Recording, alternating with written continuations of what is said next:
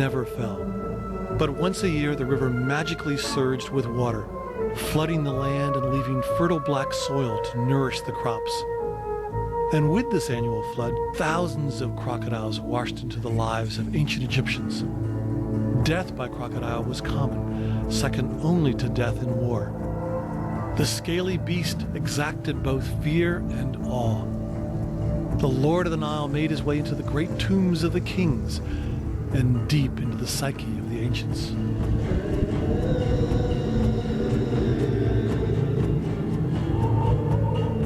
As the population grew along the river, the Lord of the Nile slowly disappeared from these waters. Hunting, pollution, and the Aswan Dam robbed the river altogether of its ancient consort.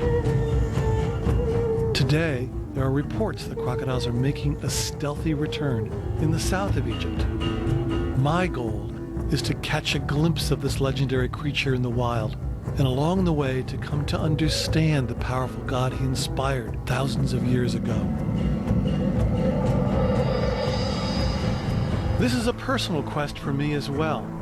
In the 70s, I led an expedition to explore the upper stretches of many of the great rivers of Africa, including the Nile.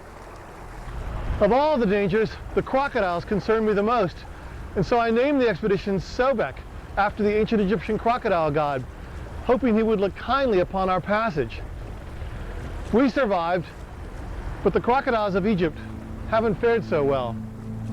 Our journey up the Nile tells the tale of a civilization inextricably bound to these waters and its creatures. From Alexandria to Cairo, from the pyramids at Giza to the Valley of the Kings, we'll explore the way the river and its fearsome lord molded a society. Further upstream still, we'll visit a temple dedicated to Sobek, the crocodile god, and seek the beast himself in the waters of Lake Nasser.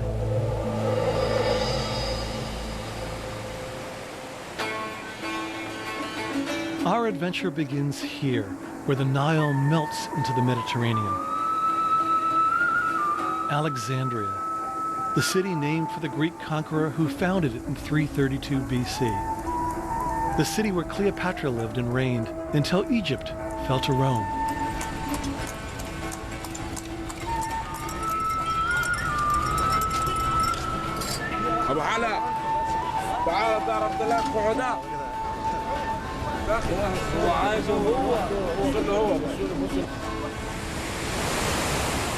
Dio Chrysostom, a Greek orator, wrote in the 1st century AD, "Alexandria is situated at the crossroads of the whole world, of even the most remote nations thereof, as if it were a market serving a single city, a market which brings together into one place all manner of men, displaying them to one another, and, as far as possible, making them into a kindred people."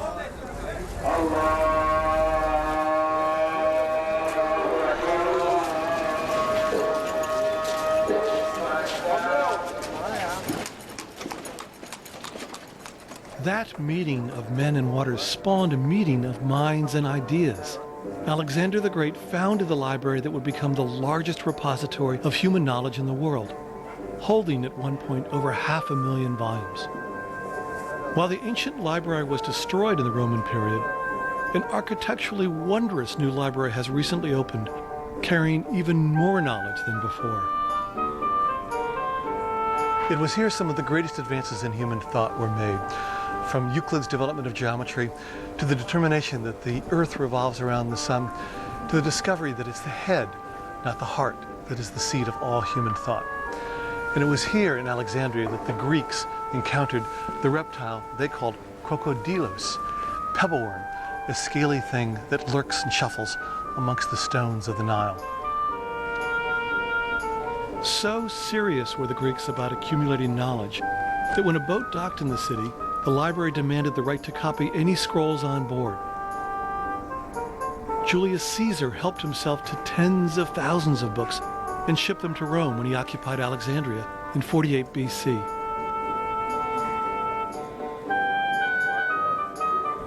Knowledge didn't just flow into Alexandria during Ptolemaic times. This city introduced the Egyptian Empire to the world. Alexandria became the gateway to the wonders of Egypt that lay upstream.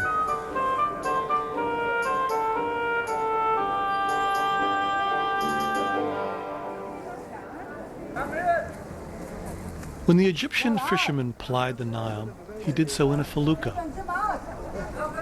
This simple sailboat will spirit me back into time, back to the monuments of the ancient kingdom that flourished long before Alexandria, back to a time when crocodiles filled the river and were worshipped as gods.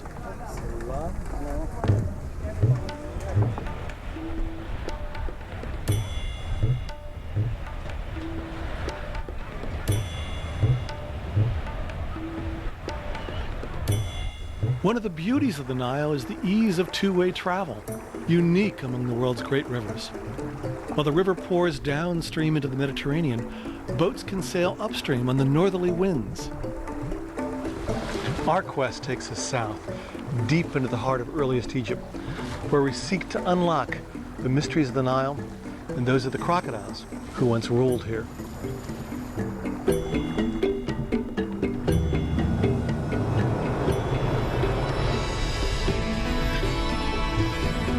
The Nile cuts a tranquil path through the heart of chaotic Cairo. Feluccas, fishing boats, and cruise ships sail the sighing waters. The ancient capital of Memphis once stood on what is today the outskirts of Cairo. Founded around 3100 BC, Memphis was the legendary city of Menes, the king who first united Upper and Lower Egypt.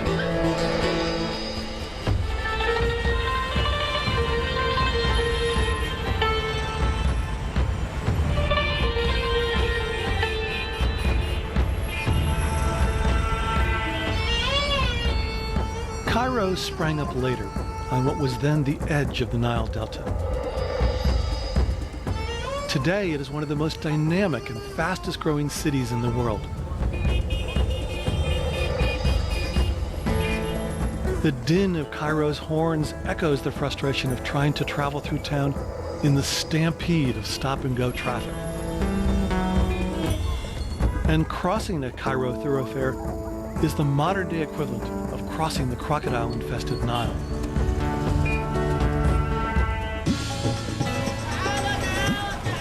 There are moments in modern Cairo when one can actually feel the shock of culture shock. When passing from one world to another, the change is so sharp and deep as to stagger the senses. Cairo can suffuse the traveler, getting in eyes and nostrils and ears.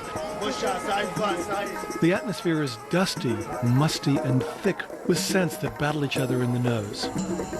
The sharp, sour smoke of Turkish tobacco, the waft of diesel, and the scent of exotic perfumes. Above the sprawl is the sublime sight of the pyramids peeking through the smog. This is the Grand Cairo Bazaar, where you can find almost everything, from gold to goats, from elixirs to endangered species, from talisman to the meaning of life. Here are the world's greatest salesmen. Iceland, sprechen Sie Deutsch. 2,20 euro? Dove? Qua? No, io se non Cada uno 25 euro. I give you 100 pounds. Make 150. That means 60 pounds. I make it for you 45 pounds. Scusa ragazza mia, come devo un abbraccio? Va bene? Sei su Italia, Sicilia.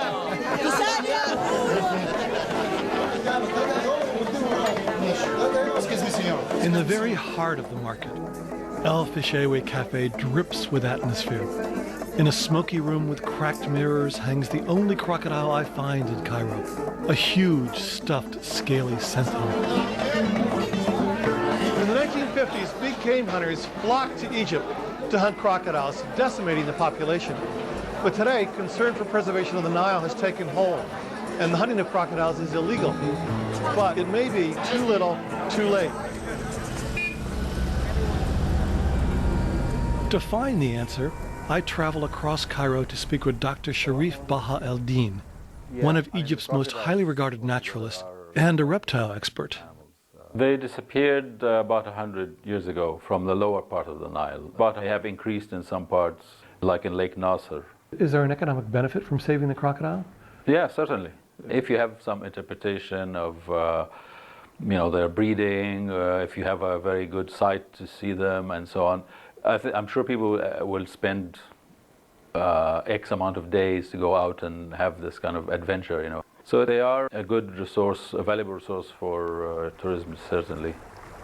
While it seems there is hope for the crocodiles in southern Egypt, it's clear they can't return to densely populated regions like Cairo. But here I can find the ancient crocodile god Sobek in the most extensive collection of Egyptian artifacts in the world.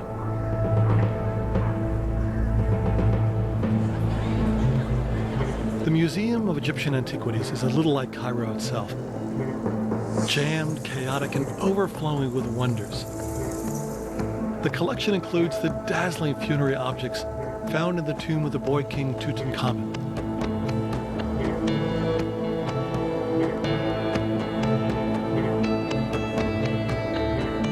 While robbers cleaned out the tombs of most pharaohs in the Valley of the Kings, Tut's treasures were found nearly intact.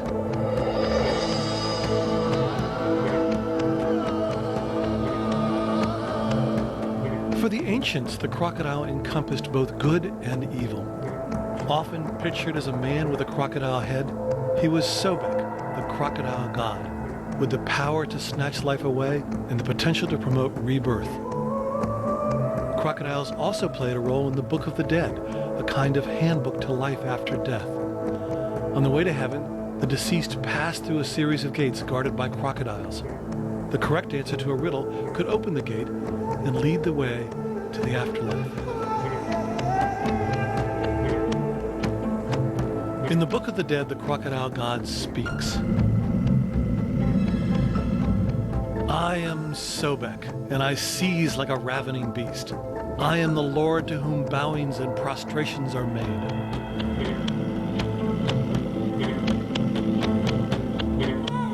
Egyptian religion revolved around the belief that life continued after death. To live in the afterlife, the deceased needed to keep his preserved body.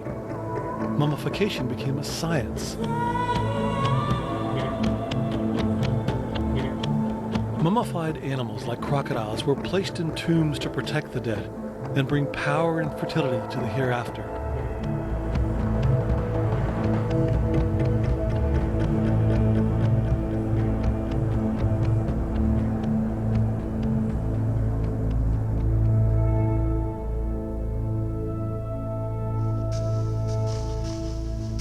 One of the great mysteries of the Nile, of Egypt, is why the ancients built these giant pyramids, these grand tombs.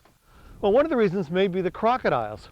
During the annual floods, the Nile would tear down this valley, bringing fertile soil and lots of crocodiles. Many of the Egyptians equated the presence of the crocodiles with the rebirth of the dead soil, and it gave them faith that there may in fact be an afterlife. And believing that, they would build these monuments and fill them with precious objects and everyday items in hope that they could carry them with them to the afterlife. It all began here in the Old Kingdom about 2600 BC, when a visionary servant of the pharaoh Djoser had the idea to build his king's tomb in stone. His name was Imhotep, and he was the first common man to become deified. A doctor, artist, architect, and sculptor, Imhotep invented the stone column nearly 2,000 years before the Greeks and built the first pyramid, the step pyramid of Saqqara, not far from Giza. The step pyramid is, in essence, a series of mastabas, the low, flat tombs of the time, piled one upon another. The next generation of pharaohs took Imhotep's revolution further, smoothing out the sides of the pyramids. The oldest and largest of the Giza pyramids is Cheops, and it remained the tallest structure in the world until Gustave Eiffel built his tower in Paris in 1889. The numbers stagger. Nearly 500 feet tall, built from approximately 2,300,000 stones, each weighing 2.5 tons.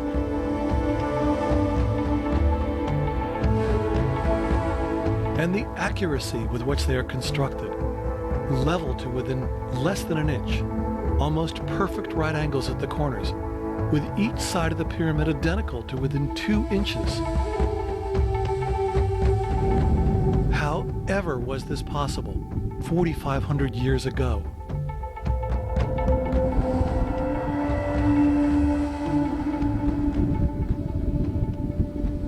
In the dark chambers of the ancients' tombs, the afterlife began, watched over by the crocodile.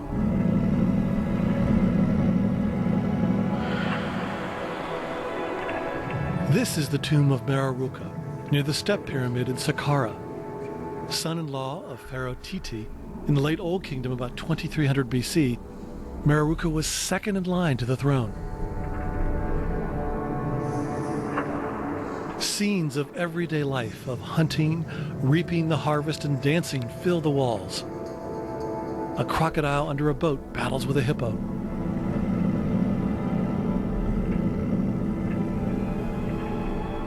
Here, the fruits of the Nile are celebrated in stone, from the fragrant lotus flower to plentiful fowl to the beasts that labored in the fields.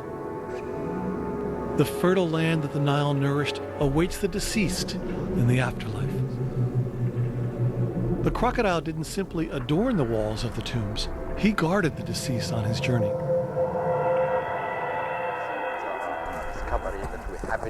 Dr. Zehi Hawes, Secretary General of the Supreme Council of Antiquities, invited me to an active dig site at Saqqara. They know that crocodile can really help them to ascend to the afterworld. Then that is the animal. They are not afraid of him, but they are putting him to protect their own tombs from people.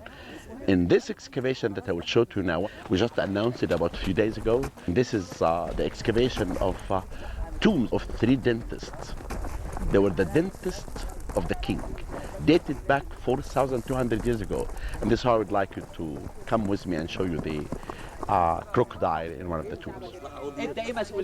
This one is Emre. Dr. Hawes reveals a milky white doorway discovered by robbers who have since been arrested. The hieroglyph of an eye over a tusk identifies the tomb as belonging to a dentist. Looming in the bottom of the doorway, a crocodile sends a biting message to intruders. In this tomb of this person, who's the chief of the dentist, you can see at the entrance of this tomb a scene of a crocodile and a snake cutting the leg of a person. Means what they want to tell us: if you will enter this tomb, your leg will be eaten by a crocodile. The crocodile Dr. Hawes conjures up next has been mummified for more than 2,000 years. I think this is the most beautiful mummified crocodile that you actually can see. It is mummified by linen, and of course they did do the same mummification process by opening it and drying it with natron, and they put the mummification material inside, and after that they covered the whole body with linen. They were mummified because gods cannot die. Gods were immortal, and Sobek is one of them. Sand preserved much of what we know about the ancient Egyptians. According to Dr. Hawes, 70% of the tombs remain buried. A vast treasure trove of art and ideas waiting for the light of day.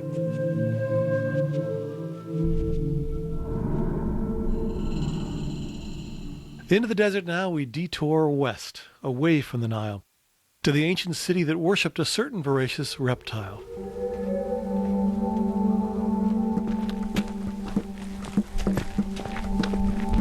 Inland from Cairo, the ground turns brown as pottery, baked dry as straw, and brushed over with a gilding of palms at the edges of irrigation schemes. About 2 hours outside of Cairo, the desert oasis called Fayum flowers in the parched land. A natural depression that dips well below sea level, Fayum collected water during the flood and prospered from the rich soil left behind. This is Lake Karun, 4th largest in Egypt, and about 140 feet below sea level. During pharaonic times, when the Nile would flood, it would wash crocodiles into this valley. So many that this valley literally teemed with crocodiles, and the people saw fit to create a temple to Sobek, the crocodile god. And the whole area became known as Crocodipolis.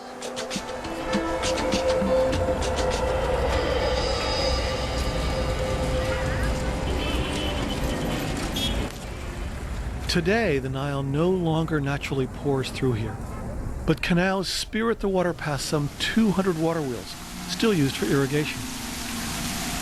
Few travelers come to this agricultural outpost, but I've come to seek something personal and to uncoil an ancient mystery.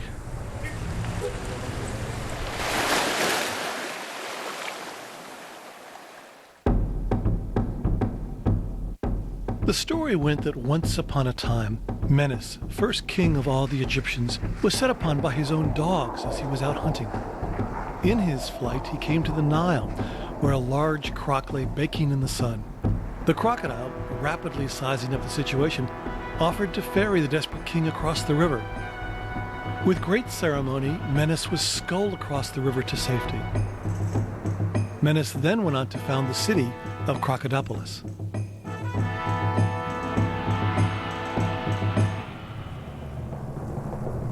Crocodile worship flourished here as nowhere else. The ancients stood in awe and wondered how each year under clear skies the Nile would overflow and swarm their lake with crocodiles. They had no answers save to worship the crocodile for its fertility, its power, and to appease the reptile when they set out across the waters to fish. He worshipped the crocodile to bring the flood back every year and not to be as harmful floods. So to be enough and sufficient quantity of water. Yeah, perfect type of flood. The Greek historian Herodotus, visiting Egypt in the 5th century BC, described how the Egyptians kept crocodiles in sacred pools near temples. Didn't they put jewels on the crocodiles? They did put jewels on the crocodiles on the master one, on the main one. They offered some different types of jewels to it, just like a bracelet in one of the arms of the crocodile, and some earrings according to the description of Herodotus. Little remains of the once powerful center for crocodile worship. Lake Karun has receded, and of course the crocodiles are long gone. But on a dusty hill, a lonely and evocative excavation site reveals secrets of the ancient worship of Sobek.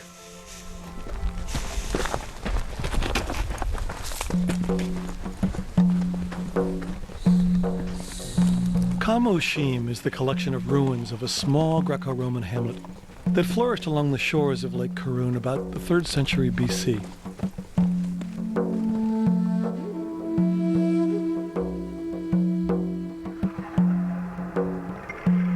The site was first discovered in the early 20th century. Huge numbers of papyrus documents were uncovered here, detailing daily life in this agricultural settlement.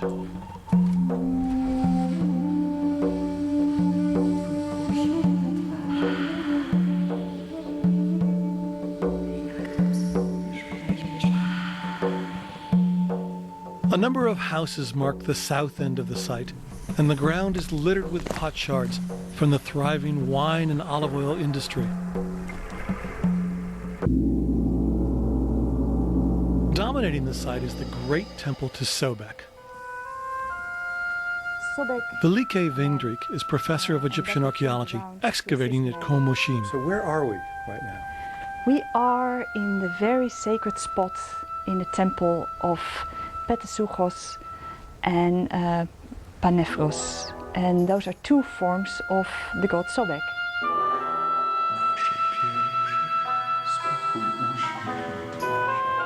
The supplicant in ancient times would find the temple dark and flickering with light from castor oil lamps, the air redolent with burning incense and perfumes that had been poured over the statues.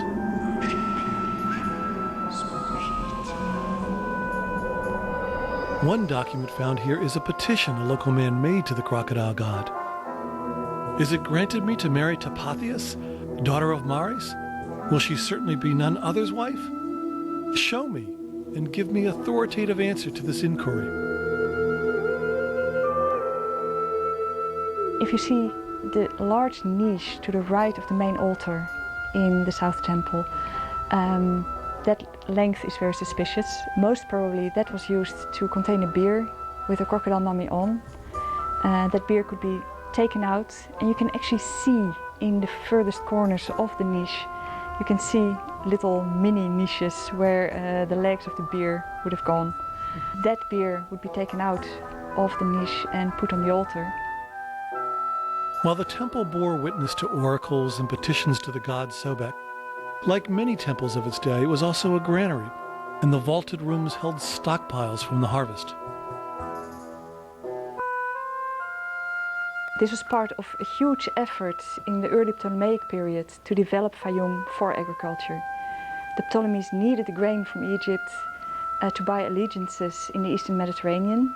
What you see if you walk on the site are all kinds of telltale marks of that agricultural function. If you walk the main path that leads through the site, you see little brick pillars with left and right, a kind of stone rounded objects. They are not road markers by any means, they are press weights for making olive oil.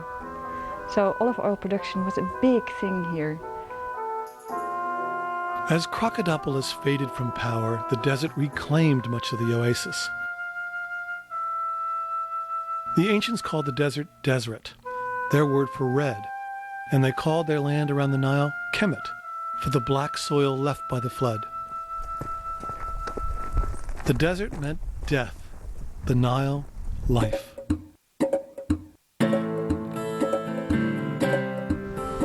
The Nile. It winds and wends through the sands of Egypt, a great green ribbon. The ancients broke the year into 3 seasons: flood, receding of the flood, and drought. And they worshipped Sobek, the crocodile god, as the god of the flood, fertility, and rebirth.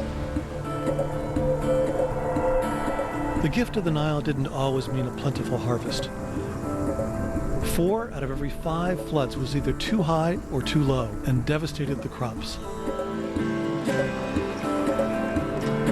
Even with a perfect flood, the ancient Egyptian worked hard, planting quickly while the soil was soft, irrigating the land and harvesting before the flood came again. The ancient Egyptians had the best internal communications of any ancient society. The Nile helped create a unified kingdom spanning over 1,500 kilometers from north to south.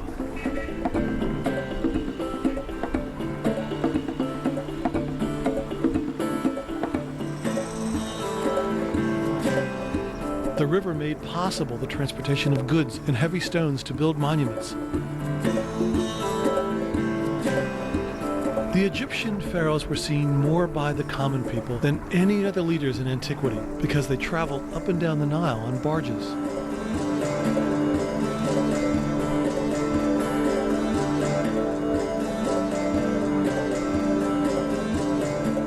In many places along the river today, life carries on undisturbed by the centuries.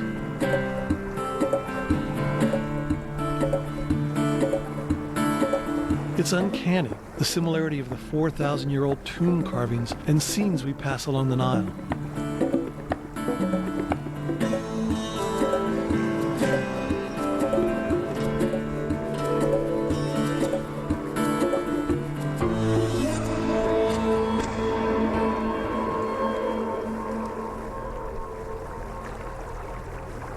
The Nile drifts peacefully into Luxor, a major tourist destination since the time of the ancient Greeks and Romans.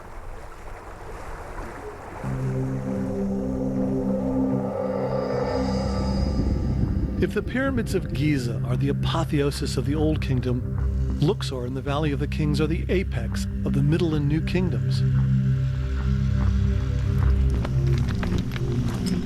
The focus shifted from Memphis, the city near today's Cairo, to the south near Luxor.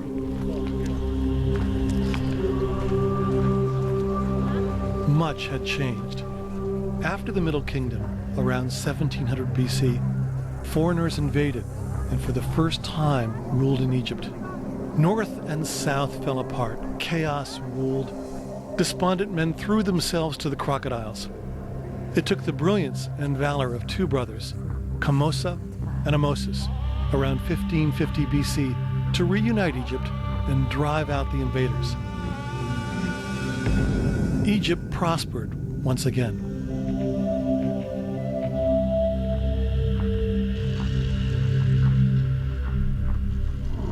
On the west bank of the Nile at Luxor, the pharaohs followed the setting sun and built their eternal homes. Here, in the Valley of the Kings, even the afterlife was not free from the commanding, cruel, and literally breathtaking crocodile.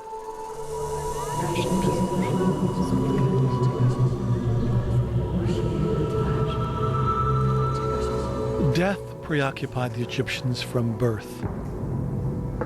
The best furniture, jewelry, vases, and paintings were not used in life, but saved for the tomb. In the Old Kingdom, only the elite could build tombs and prepare for the afterlife. But as the New Kingdom dawned, everyone could ponder his or her individual fate after death. Prosperity brought about this greater leveling of society.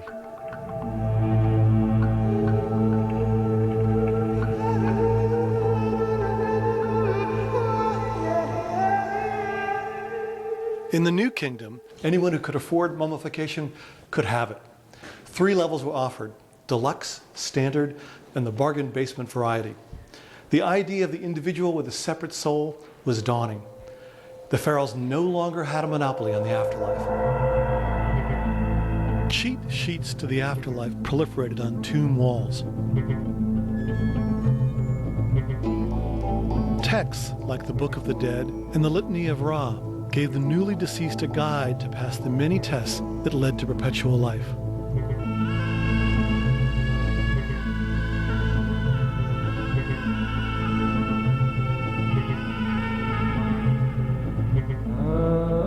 And the crocodile figured mightily in this final journey. In Egyptian mythology, the supreme test was the weighing of the heart. The heart of the deceased was placed on a scale. On the other side of the scale was a feather that represented order and justice. Looming nearby was the gaping mouth of a crocodile-headed monster called a Mut. If the scale balanced, the god of the underworld Osiris would lead the deceased to the afterlife. If unbalanced, the heart would be tossed to the crocodile-headed monster and devoured. The Valley of the Kings became a city of death, a vast necropolis with guards and tomb builders bustling about. The kings hoped the new tombs excavated in the protecting hills would thwart robbery. They also thought a ferocious crocodile at the entrance to the tomb would ward off intruders. Deep inside, the god Sobek adorned the walls, a friend of the pharaoh and protector in the afterlife.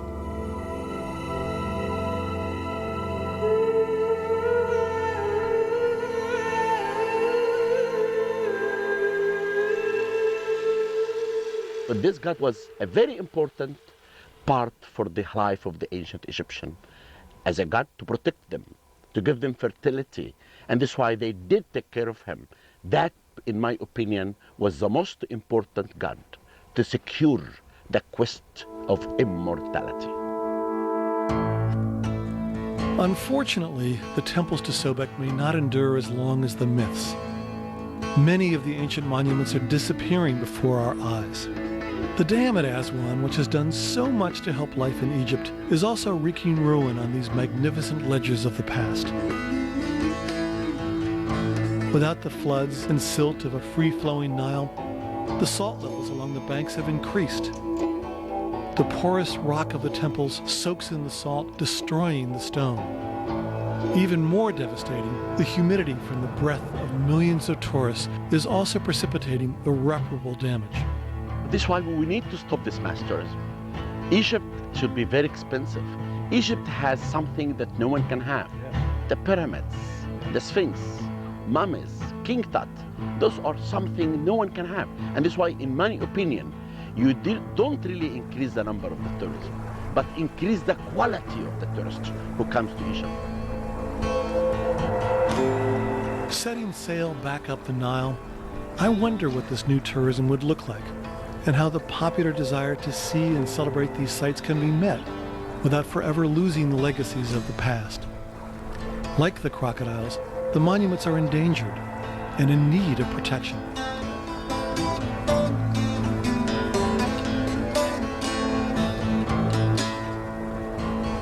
We head upstream now to the heart of Nile crocodile country, at the Temple of Kamombo, then to the cataracts of Aswan, and finally Lake Nasser, where I will seek to verify that the Crocodilus niloticus is returning.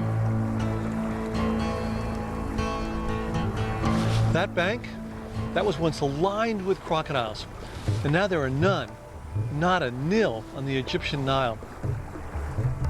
Once the top predator, the crocodile kept the fish population in balance and served as the Nile custodian, cleaning up carcasses from the river.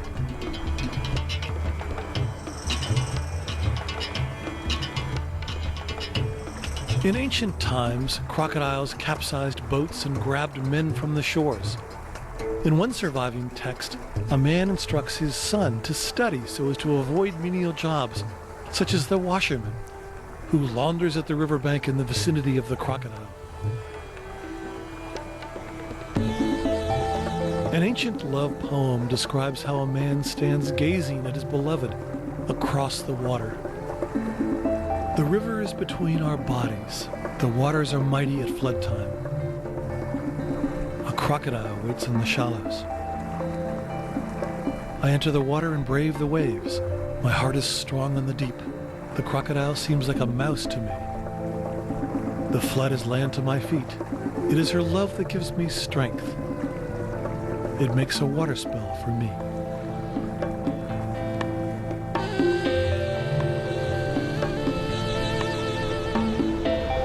We're entering the waters most sacred to Sobek, the crocodile god.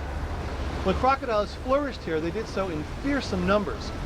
About 300 BC, when the army of Perdiccas was crossing the Nile at Memphis, the soldiers forgot to pay their proper respects to Sobek, and hundreds were killed and eaten.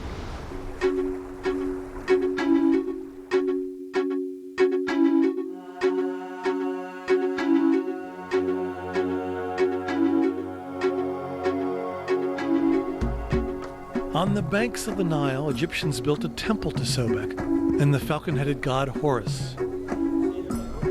We've reached the temple of Kamombo, which means mound of gold. This was the main trading center for gold from south to north. During the floods, this was an island, and as the boats traveled back and forth, they were very often attacked by crocodiles. And so they built a temple to Sobek, the crocodile god.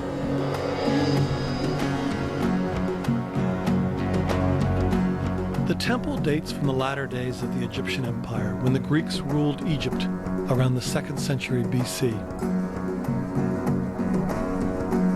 Most of its decorations were done under the direction of Cleopatra's father, Ptolemy XII. There is symmetry in the design, each identical side of the temple dedicated to one of the gods.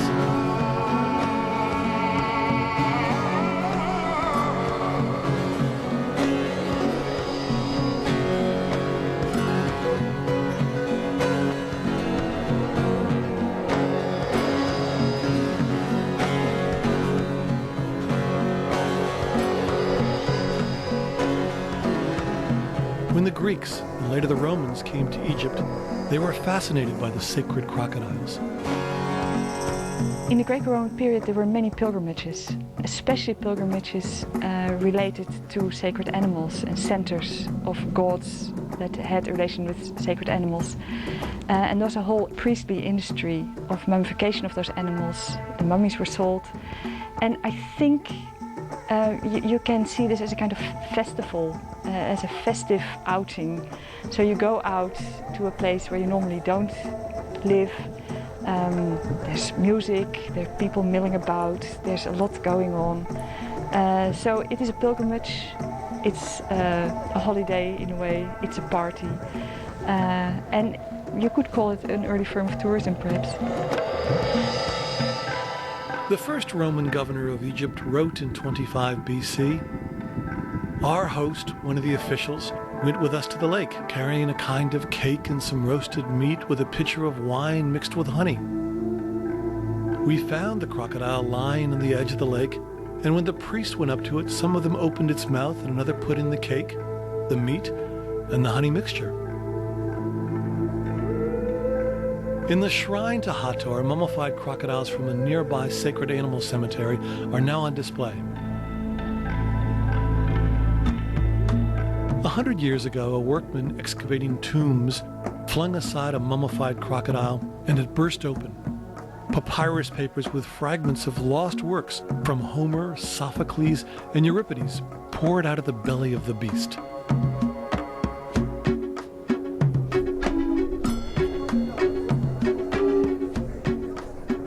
The brilliance of the ancient imaginings of Sobek is that its current of moral energy ran both ways, just as the Nile for navigation. Creator, destroyer, good, evil, a god, the devil.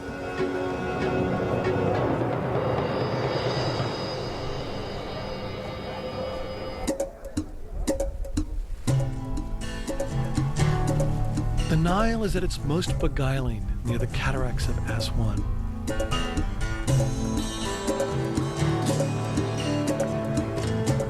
With blistered cliffs, folding pages of orange sand, and the billowing sails of feluccas puffing past islands.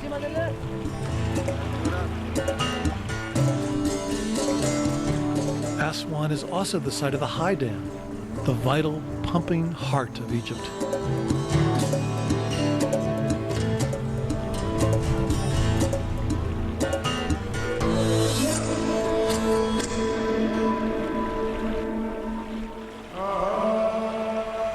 Alongside the Nile is the Souk of Aswan, a glowing marketplace of embroidered cottons, aromatic spices, filigree jewelry, colored scarabs, and endangered animals. Hello.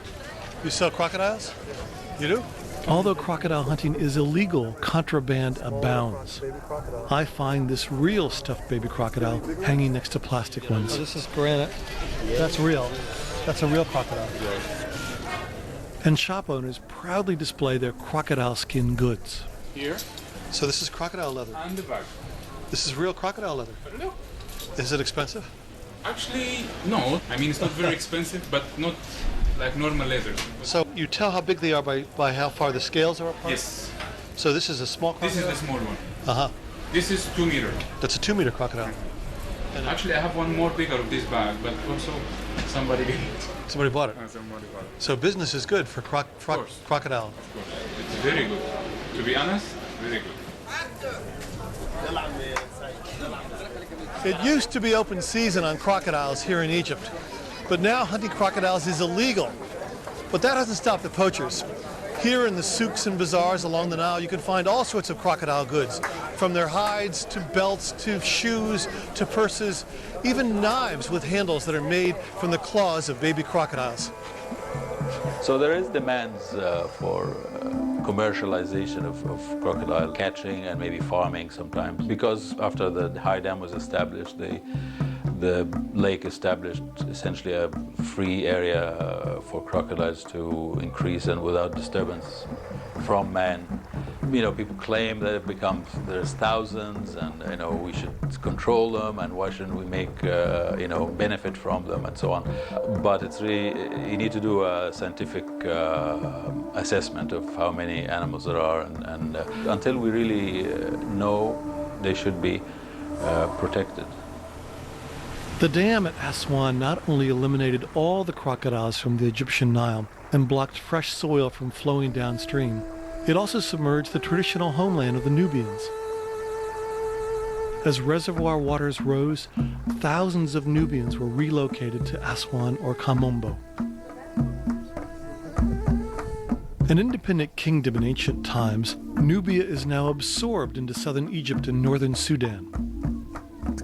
Nubia's fabled wealth, its gold, ebony, and ivory, stirred the envy of its northern neighbors back in the time of the pharaohs.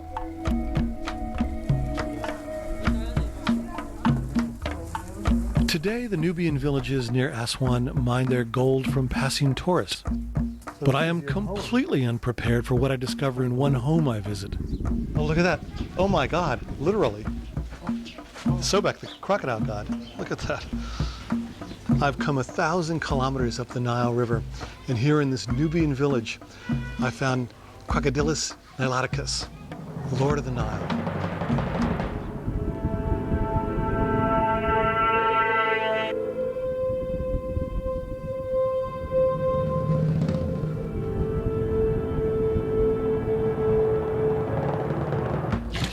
You know, I've never seen an animal move that fast.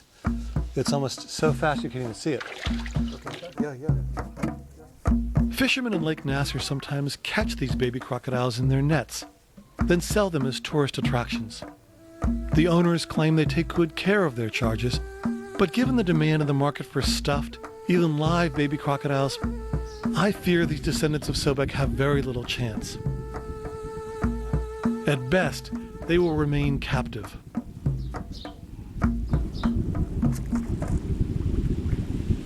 Clearly, crocodiles are making a reappearance in Lake Nasser. But to what extent? I ask some local fishermen. So over the years, have the crocodiles, the number of crocodiles changed? More crocodiles or less crocodiles? على مدى السنين زمان كان أكتر التماسيح كانت أكتر من دلوقتي ولا زادت ولا قلت عن زمان؟ حاليا أكتر من He said now it's more than before. More? Since the dam? قبل السد ولا بعد السد؟ بعد السد زاد. After building the high dam, the crocodiles number increased now. كان تمساح كبير ده كان فوق 8 متر. He saw once a big crocodile 8 meters long. Attacked his colleague with a fishing boat like this one. And he attacked the boat and make it upside down. Right. And then he eat his colleague body. And after this, they only saw some pieces of his body, of his colleague body. Oh boy. Okay, so if you wanted the world to help you as fishermen with the crocodiles, what could people do for you? They said that crocodiles are God creatures, like any other creature God creates. Oh, the only thing they need is to stop all crocodiles more than 4 meters, and they're not asking anything from others. They're only asking their help from God. Okay. Let's go that way. We go out to have a look for these leviathans. As the number of crocodiles rises in Lake Nasser, so does the controversy.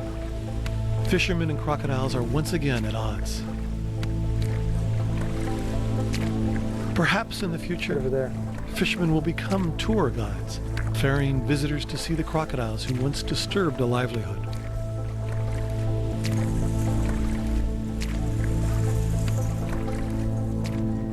Crocodiles typically float just below the surface of the water. In the dizzying heat, I see phantoms lurking in the waves and along the shore. And then, breathtakingly, there he is. My quest is done. The great Crocodilus niloticus is alive and well.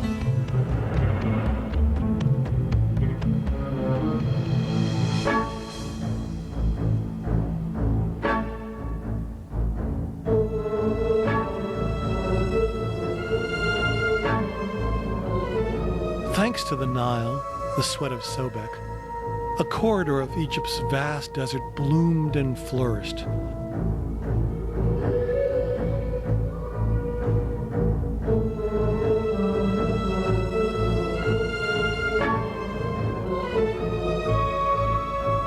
On these fertile shores, the ideas were forged that lifted its people from subsistence to the prosperity of a great civilization.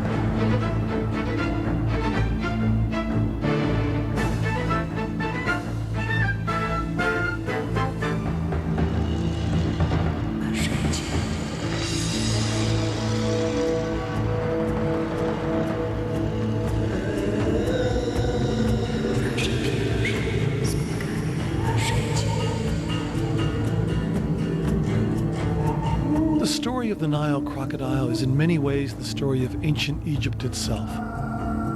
A powerful kingdom laid waste by time and change.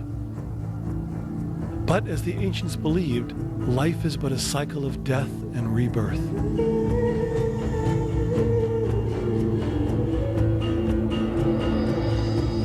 As we work to preserve the ancient monuments, so too should we seek to balance the needs of man with the needs of the environment and all its creatures.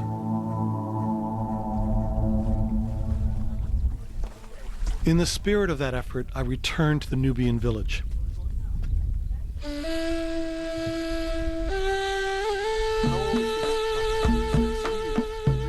Could we release one of these? For a fee, Ahmed allows me to release one of the young crocodiles back into the Nile at Lake Nasser. Okay, lucky guy. So back. While this small symbolic act saves the life of one crocodile, the fate of Egyptian crocodiles as a whole remains a challenge. Perhaps scientific inquiry, education, and ecotourism will someday change this age-old foe of men into an ally.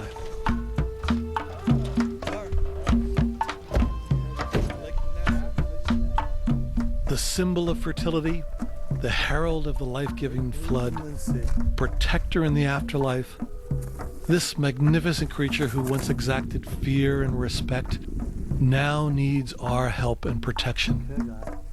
One of the great gifts of the Nile was the crocodile. And now we're going to give a gift to the crocodile and return him to the river, where he one day may again be Lord of the Nile. All right, Ahmed, this is the moment of truth. This is a good spot right here? Okay. Here. Okay, on the count of three, okay? Wa, ni, talata.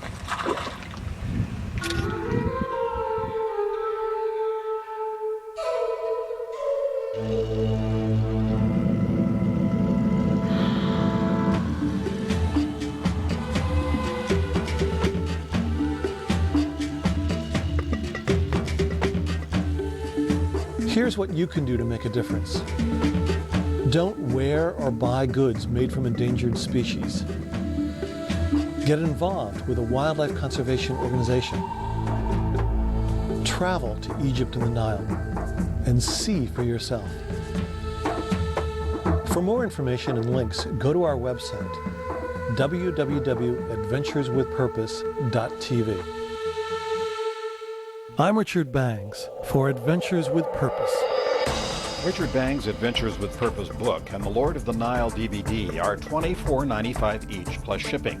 The DVD and book together are $44.95. Extensive DVD extras include bonus clips from Egypt, behind-the-scenes glimpses, and stories and commentary from Richard. Lord of the Nile DVDs and Adventures with Purpose books are available online at adventureswithpurpose.tv or by calling 800-866-7425.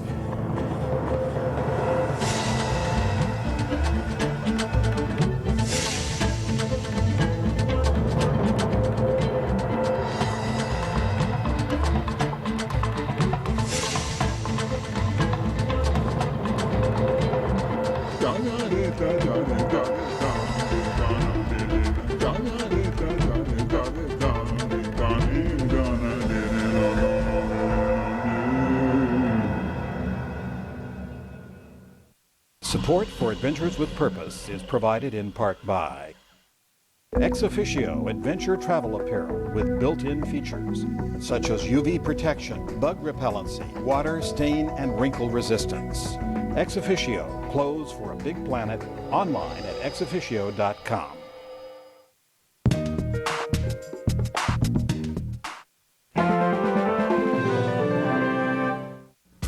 Hello, I'm Ed Arnold. And I'm Ann Police. Stay tuned for Real Orange for the latest news about Orange County issues and events. It's coming up next on KOCE, your PBS.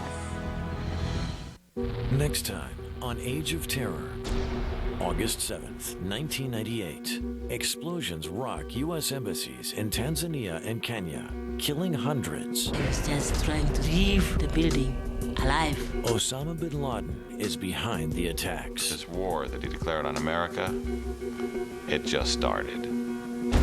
Age of Terror. Wednesday at 9 on KOCE. Next time on Secrets of the Dead. Captured slaves mutiny and risked their lives for freedom. Our aim was to go back to our own country. But the slave traders are determined to save their ship.